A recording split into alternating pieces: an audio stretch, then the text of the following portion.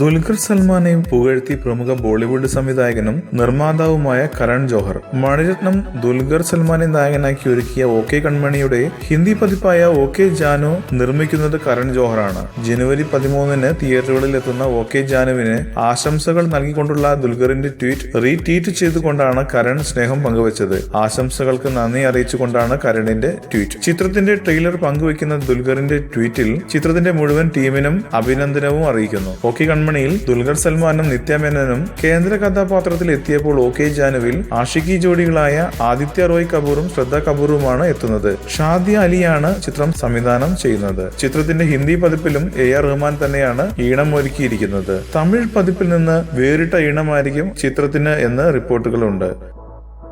കൂടുതൽ സിനിമാ വാർത്തകൾക്കും വിശേഷങ്ങൾക്കും ഇപ്പോൾ തന്നെ സബ്സ്ക്രൈബ് ചെയ്യൂ മലയാളം ക്രിയേഷൻസ്.